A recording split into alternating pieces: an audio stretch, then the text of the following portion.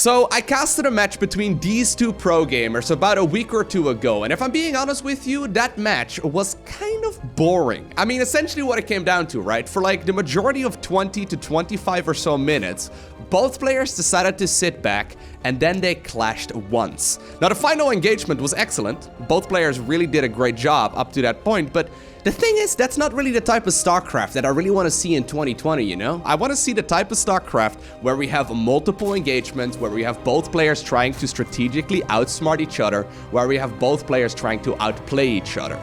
Back in the day, back in like the early days of StarCraft 2, back in like Wings of Liberty, yeah, we used to see players just simply sitting back and then clashing once. But, I mean, we've come a long way. I'm really hoping that with the new multiplayer balance patch, that's not the direction that we head into. Now, very quick probe scout right here, actually, by the Protoss player. That does force the third base to be taken rather than a natural. But spawning here in the bottom left-hand corner of Zen, we're looking inside of the main base of the South Korean Zerg, who goes by the name of soO. His opponent sending that very quick probe scout, probably because of the map that we're on. Zen is a little bit crazy with the double entrance into the natural. Already a very strange wall-off right here, coming up for the Protoss. Playing with the pink Protoss probes, we're looking inside of the main base of Zest. Now, obviously, I did also cast that amazing game between Haas and Cats. If you haven't seen that match yet, I highly recommend you go ahead and check it out after this one. I'll post a link to it down below in the description of this game, because there's no denying that that was one of the most ridiculous matches of ZVP that I've ever seen. Anyways, it is going to be a very standard expansion right here on the low ground. I'm curious to see, though, how Zest decides to hold on here. This is all so weird, man. I gotta say, so far, the games that I've casted on Zen, they have all been amazing, right? Which is why I decided to pick this game. They have all been excellent just because of the double entrance into the natural. Like, look at this building positioning here for Protoss at this point. This is so odd. Normally, right, we have one pylon at the front that powers most of the structures to create the wall off, second pylon in the main base to hide any kind of tech structures. At this point, I guess that soO will figure out exactly what's going on very early. I mean, it's going to be attached to either of these two pylons. We will probably have a look here in just a second. Either way, though, since soO was supposed to take his expansion pretty early, at least with the build order that he was going for, and he couldn't, he decided to go for the third base instead. This also creates a bit of a strange dynamic, because at this point, right, you need Zerglings in both locations. So he's going to go for, yeah, a set of Zerglings right here, over in the main base as well, and then at Queen over here, and then a couple at the third, because otherwise you lose drones. He's also now actually decided to send a couple of those bad boys across the map. Now, in the main base, I don't know if this Adept is going to commit. Actually, it could. Ooh, very risky. Very risky there by soO, not responding to it. Yeah, okay. He is going to force that recall on the Adept by sending the Zerglings into the natural of the Protoss. So apparently the best defense is the offense. But it will now spot that the Stargate indeed has been made. But already this build order here for Zest is strange. This is a bit of an awkward build. Because like I said, normally you attach that tech structure that you go for, the Twilight, the Robo, or the Stargate, to the second pylon. And right now it's a second gateway coming up there. He decided to attach it to the third pylon instead. Decides to actually cancel the Stargate and now go Robo, Twilight, Council instead. Okay, this game is already miles better than the one that I casted previously. Both players trying to outsmart each other. Just because of the map layout, they are forced to play differently. And now with that Council on the Stargate, and the triple Adept actually at this point in the game is a little bit strange as well. Now with the Council on the Stargate, this is going to force a response out of the Zerg. So soO, adding on those Spore Crawlers. Now obviously any kind of Twilight and Robotech will certainly be a little bit delayed at this point. But, I mean, you can certainly go for like all kinds of aggressive pushes off of this as well. Does he go Dark Shrine with this? He decides to go Templar Archives. Okay, fair enough. So he is likely going to go for some Archon drops in just a little bit. The thing is, if you fake a Stargate, right? Or I guess he made a Stargate and then canceled it. But if you show a Stargate, your opponent is likely going to get Spore Crawlers out. So that's exactly what soO is doing here. He's going to have that detection, right? So if you go Dark Templar off of this, yeah, you've outsmarted your opponent, but you've essentially played yourself. Doesn't really change all too much. Anyways, with this bit of an unorthodox start, though, to the game, Zest is going to have a harder time, I think, taking the third. He does have a couple of Adepts, but these Zerglings, they can certainly get a very good surround here. Should be able to pick up at least 2 of them before the Shade completes. That one Zealot actually joining the fray as well. Looks like the probe will be picked off, but he's making a few more extra Zerglings, but it doesn't seem like an amount of Zerglings that's really gonna commit to killing a third base. I think that this third base will go up relatively uncontested here as Zest tries to up his economy. Now, I like this. So here we go. This is like an old school build. This is something that we saw for a little bit. I think about a year or so ago.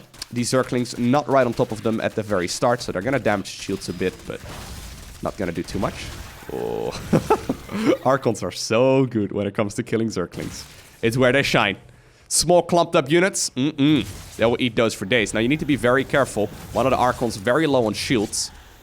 And the nice thing about this kind of build is that the Archons are still going to be helpful later on as well, but you can really keep the Zerg player pinned back. Now, at least on paper, soO decides to now send the Zerglings once again across, judging by the fact though that there's a shield battery, a Zealot, and then an Adept as well, and then a Stalker. I mean, I don't think there's going to be all too much damage that can be done, unless that Zealot is sleeping. Woohoo! Zest, very, very risky move there. Decides to, you know, move that Zealot there at the last second. Whenever I do that, all of the links run into my base. But I think so far, everything is okay. Okay, so Zest does want to make that transition. So, what we saw him do in that previous game, right, is go for a lot of Stargate units, max out on those, and that was the end of things, right?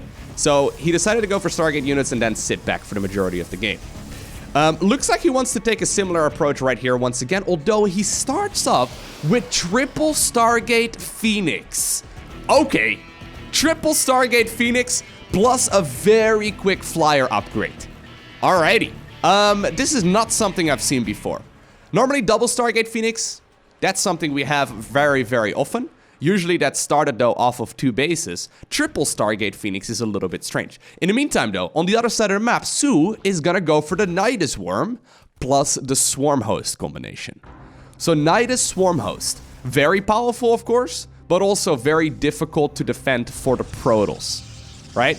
Now the thing is, usually if Protoss manages to go up to about 140, 150-ish supply, they are gonna feel way more confident about holding that kind of push, but usually that's also with an army composition that has splash damage in it. Now on paper, I guess, and here's the first Nydus Worm, Swarmos are gonna be entering that in a second. Normally, you have like Archons and like Storm and maybe some Colossus, sometimes even Disruptors to deal with that kind of stuff. Right now he's gonna have triple Stargate Phoenix, which he hasn't shown yet, right? So this is completely unscouted at this point by the Zerg player. Second Nydus Worm right now goes up as well. Here we go, by the way. Archons have decided to move on over here. I love that. Did you see that? Beautiful drops there by Zest. Decided to drop down the Archons, force those Locusts to land. Right now they're walking. They're freaking walking. They're not going to get anything done. Forcing those Locusts to land and then picking up the Archons once again, killing basically all of those Locusts just because their timer really is not that long. A couple of Queens now also get picked off. Now, very quick response actually also by soO. Decides to bring a couple of drones across the map through that Nydus network, and he now planted down a couple of Spore Crawlers. Okay, so while I haven't really seen this kind of build before, it looks like soO knows exactly what to do. You can see though the supply count very heavily in favor right now of the Protoss, which normally never happens when you open up with the Swarm Hosts. That is so many Phoenixes. Huh. So wait, I was making the assumption that he would make, oh, actually, hold that thought. We do have now actually a big Locust wave heading over towards the third base. This was completely unscouted. The Locusts are going to be able to kill the Nexus, and that's a painful, painful loss. This slows down the economy of the Protoss so much.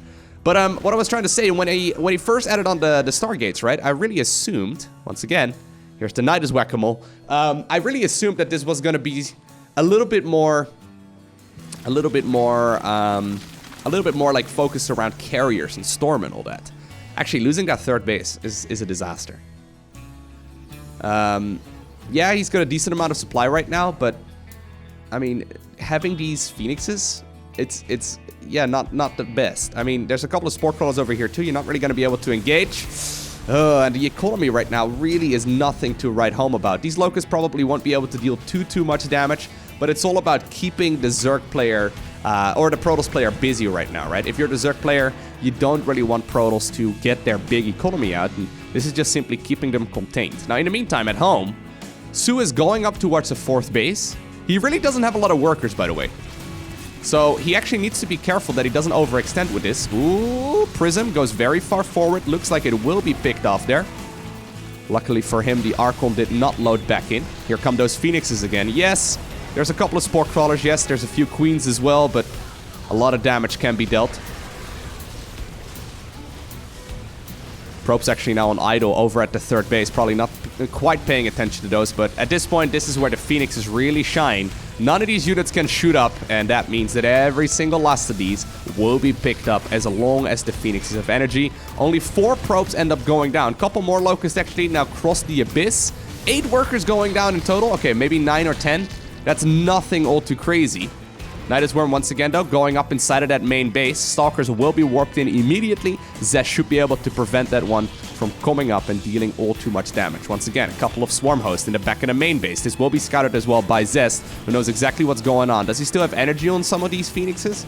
I think the majority of them are out. He's still going to try and engage, pick up a couple of these Locusts while they are flying through the sky. Locusts right now, in the meantime, working on a few of those Stargates. I don't think that's too big of a deal because Zest doesn't really want additional Stargates anymore at this point. No Spore Crawlers in this area, but also no more energy on those flyer units. And I think that Zest is probably going to be okay here. Once again, though, soO is cycling towards the right-hand side of the map. Now, in the meantime, while this is going on, right, we do have the Zerg player transitioning.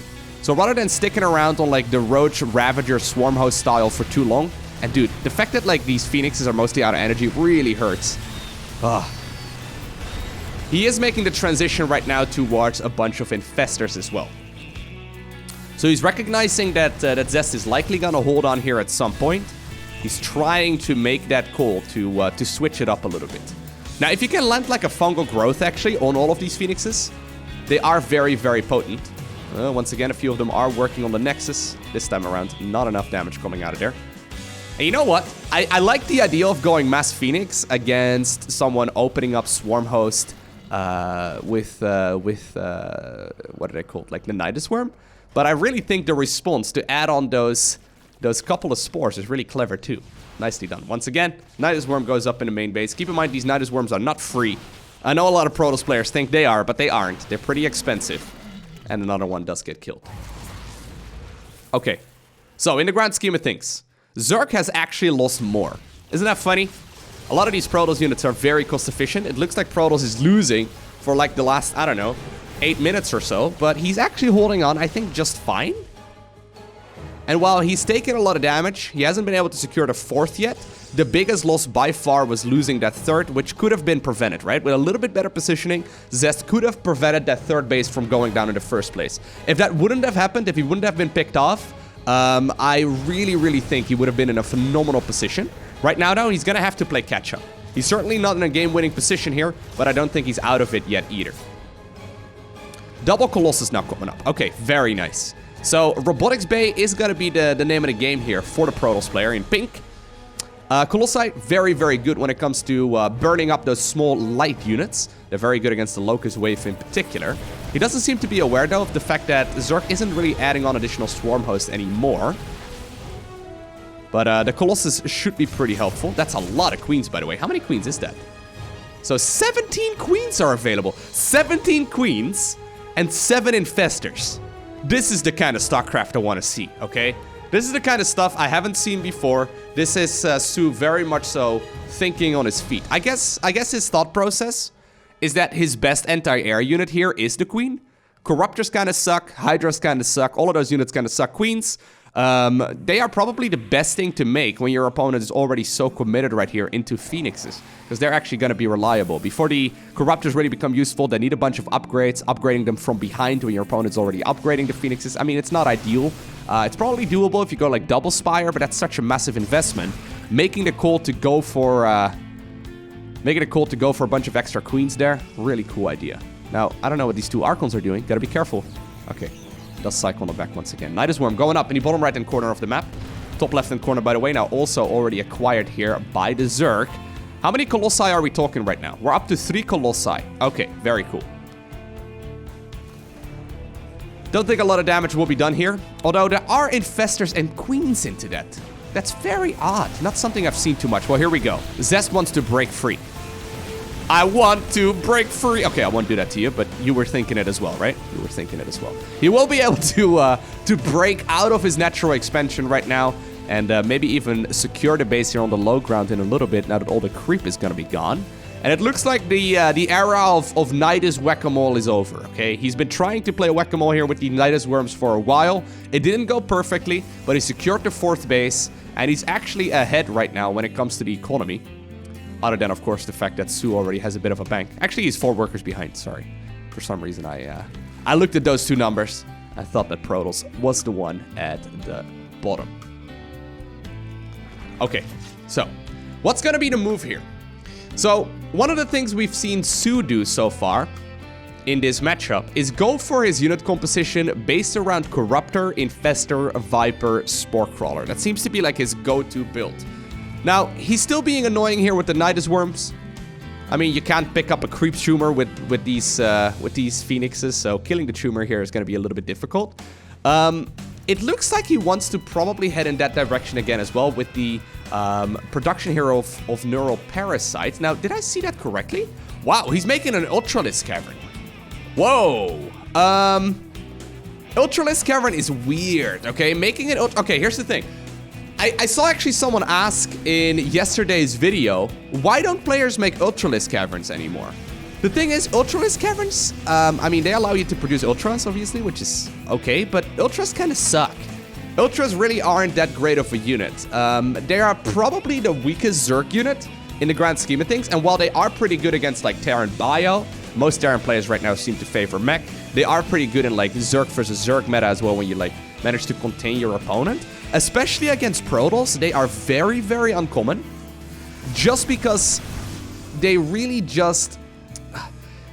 Half the Protoss units killed him, is what I'm trying to say, okay? Like, even Zealots are good against him. But especially, like, unit compositions based around, like, Archon Immortal Zealot. That's the kind of style that's very, very strong. Now, this is gonna be painful, I think. Well, you know what? Oh, the High Templar! The High Templar! What were they doing there? Oh, dude, how many did he just lose? Whoa, okay. I didn't think that was gonna be that much damage. Zest brought in the High Templar, just lost 5 of them for basically free. Now, I know that he was preoccupied, but... Ooh, that's a big loss. You know what? Maybe he's upgrading them as well, huh? I thought maybe he's just getting the Ultralisk Cavern and maybe he's just getting the upgrade right now because he is in a good spot. So he's like, okay, you know what? I can just do whatever. I'll just get every upgrade I can and go from there. I don't know, though. He doesn't have, like, a lot of upgrades. Right? He's kind of still missing a lot of them. Very interesting. By the way, I can't believe that this... Oh, yeah, okay, I was gonna say, that Overlord is still alive. That one has spawned like 17 Nydus Worms. So losing the High Templar there is painful, because Zest is gonna have to, once again, wait until he gets enough energy out. He did warp in a few High Templar again, only 3 of them this time around. Losing 5 of them full of energy, very, very rough. Because it doesn't allow him to move across the map right now anymore. He's gonna have to play very passively here, going into the future as well. Now he's been forced to sit back for quite some time, but he's been holding on, right? Now I really want to know what he wants to do with Ultralisks. He's actually queuing up the secondary upgrade as well. So the default Protoss unit composition is usually Archon Immortal Zealot. Ooh, we have some nice chain fungals. Looks like they will be recalled without too many of them going down. But the standard unit composition for Protoss is Archon Immortal Zealot into like High Templar with Storm, into carriers with like a mothership, right? Now none of those units are bad against Ultralisks. Like Ultras really aren't particularly good against any of these units. Now I kind of want to see what he decides to go for, and I really do want to see him make at least a bunch of them. That would be sick. That'd be really cool. Maybe I'm missing something. Maybe we will learn altogether. Oop. Observer does get picked off, but so does the base. Nice little move right here by Zest. Finally able to do a little bit of counter-attack damage. Now, with that Observer gone... I love it. The drones decide to burrow. And this should be okay. Now, you don't actually want to have too many Stalkers here. I don't think Zest is going to warp in any additional Stalkers. I mean, he could, but... He's probably looking to replace some of that lost supply right now with some more flying units. I think that probably is the correct call. In the meantime, though, soO is advancing. So many queens. How many queens is that? He's got still those 17 queens in total. A couple probably are at home, but I guess the queens are very helpful when it comes to, like, transfusing those Brood Lords. soO is gonna have to fight against the Protoss, who's very heavily going into that Skytol's army, right? Like, he's replacing all of the lost supply with more flying units, especially Tempest, very good in this scenario. Queens obviously don't outrange them, and the Brutes will also be picked off from a distance quite easily. Neural Parasite, though, is the biggest danger here. Now, it looks like the front door is wide open. Actually, getting that Forge would be massive. Forge is actually chrono boosting out one of the upgrades, and there it goes. +3 shields will be denied.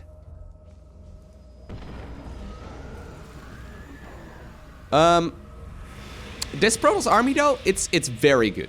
If you look on Zest, or at Zest Bank right now, he has a ton of minerals, but barely any gas. Looks like this is the engagement that he's waiting for. Nice fungal growth does land already. The High Templar move forward. They need to cast storms. Please cast your storms. Please cast your psionic storms. Where are the storms? Once again, the storms do not go down. Immortals, though, still gunning down all of those queens relatively easily. We do have some neural parasites right now on those Archons as well. Looks like Zest, once again, did not utilize his storm, but he's still doing a good job right here against this army. Obviously, he was busy target firing in a different direction. Looks like most of the Zerg force will be cleaned up, and whatever was left over decides to escape in the Nydus worm. Somehow, in some way, Zest managed to pull a rabbit out of a hat. Now look at this! soO going for the massive reinforcement. Going for 11 Ultralisks. And they're gonna be maxed out with +3/+3 in a little bit as well. And then a bunch of Zerglings. He decided to dump all of his gas on a whole bunch of Ultras. I'm still skeptical, guys. I'm still skeptical. So, at the minute, Zest is going for a bunch of Colossus. Now, as soon as he realizes that Ultralisks are on the field, I can imagine he's just gonna go full-on Immortal production instead. Immortal Archon Zealot is the name of the game against that kind of style. Okay, he sees them right now. He's seen the Ultralisks. Immediately decides to cancel the Colossus. I think he did anyway, maybe. I don't know, I think it just spawned, but he immediately does start up the Immortal production. So Immortals deal bonus damage against armored units. Ultralisk, obviously, I guess actually, are they the most armored unit in the game? I say obviously, but I think they are the most armored unit in the game. They have a ton of armor. It's what makes them very strong. Units that deal a lot of damage in single shots are very good against units that have a lot of armor. And Immortals are at the top of that game. So Archon Immortal Zealot would be a very good transition. Zest, once again, gets close to maxing out. Main base is out. Natural is out. Third base is going to be out here in just a little bit as well. He needs to secure another expansion, so it looks like he wants to go for this base right over here in the bottom right. One Zergling, though, scouts out exactly what's happening here, too. That Observer, I mean, he's going to need it over here in the bottom right-hand corner in a little bit. I was actually expecting soO to, like, go for, like, another attack wave at this point. But he's really playing this passively. He's shown his Ultras. He's like, okay, you know what? I feel confident that I can win here regardless. Really feel like he's making it hard on himself, though, right? Why would you not just reinforce with the same unit composition? Maybe he's going to be able to do something magically, but this building placement over here, very, very good for Zest. And I guess the Colossi is still very good as well when it comes to, like, dealing with those Zerglings. One of the Immortals right now, though, has been assimilated. And that one will be picked off. Bottom right-hand corner also will not be secured here by the Protoss. Zest is starting to run out of resources. Now, his bank is similar to that of the Zerg, but soO is maxed out, right? soO is maxed out. Maybe you should just add on an additional robotics facility. I wouldn't mind seeing him go up to triple robo at this point. Oh, looks like that one also. Yeah, a couple of units are just simply walking around. That one will also be cleaned up.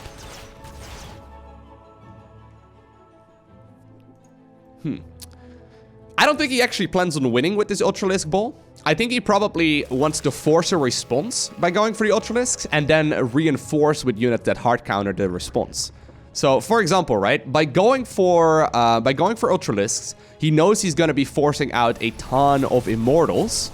So, if he decides to then, you know, reinforce with tons of Zerglings after the Immortals are left over, right? I think that's the plan. That's the only thing that really makes sense to me. Force a response of units that are really bad against the counter that comes afterwards. So you gotta be thinking a step ahead. I think this is also probably due to the fact that Protoss is still stuck on 4 bases. And he hasn't been allowed to expand. Now finally, once again, we see a base going down. I think soO is gonna jump on this. I don't think he wants to actually have this base.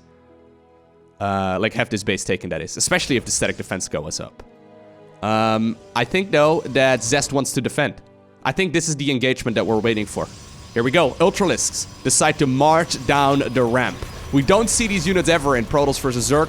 I'm curious to see how they're gonna fare in the engagement. High Templar this time around do utilize their Psionic Storm. Couple of Corruptors in the sky as well. You can see the Ultralisks just derping in the back. A lot of the probes, though, do already go down. Immortals target firing down as many of these Ultras as possible, and the Ultras absolutely evaporate. The Ultras just die. Look at the Ultralisks. They do nothing. Ultras suck. I've been telling you. Oh, man, what were those Ultras supposed to do? I was so excited. Yeah, okay. So I think that is the plan. He's not reinforcing with 114 Zerglings. He's forcing the Ultralisks out of his opponent. And then goes for Zerglings together with 9 Brute Lords. It is a very smart tactical play. I really wonder, though, if he couldn't have just gone for, like, a similar approach earlier. Alright. Yeah, so Brute Lord... I mean, if there's one unit that, like, Immortals are bad against, it's like Brute Lords and Zerglings, right? I guess that's 2 units, but you get what I mean. Massive fungal growth actually goes down here as well. The Lynx managed to get a wrap around. And I think, you know what I think was going on here? I think that soO was trying to style on his opponent a little bit. I think the pivotal moment in this match was the snipe of the 3rd base with those Swarm Hosts. It essentially forced Zest to play even more defensively. You already have to play defensively against the Swarm Host style. But when losing the 3rd base, right, he had to really be extremely careful. He had to dot all of his I's, cross all of his T's, and be very, very cautious with what he was doing. And that really allowed soO to gain reign of the rest of the map. Now, soO tried to close the game out at that point. He really decided to stick around with a lot of Queens and then go for a lot of Roach Ravager as well. He sat on like 66 drones there for a very long time, so that's just enough for 3-base saturation. When he realized that Zest wasn't going to crack, he decided to make the call to go up towards Infestors initially, get a lot of upgrades going, and then eventually, right, since Protoss was contained so long on those 3 bases, eventually, yeah, he got a 4th base up, but soO at that point was already on like 6, 7 expansions. Nicely done right there by the Zerg player. Very impressed. I've personally been struggling quite a bit in the Protoss versus Zerg matchup. Actually, as Zerg primarily. I've been having a great time playing the maxed out Skytles with High Templar Storms as well. But I think in general, Zerg right now has to get more creative. And, well, this is the style that I enjoy watching a lot. So at the very least, my feelings about Protoss versus Zerg, they're a lot better right now. After watching this game, I'm feeling way better about it. I hope you do as well. If you enjoyed this video, hit that like button down below. If you want to see more StarCraft, make sure you hit that subscribe button so you get a notification as soon as I upload more. A special shout out to the Patreon supporters. Thank you very much for your generosity. But for now, I want to thank you for watching. Have an amazing day. Do not forget to smile, alright? And I will see you once again in the next one.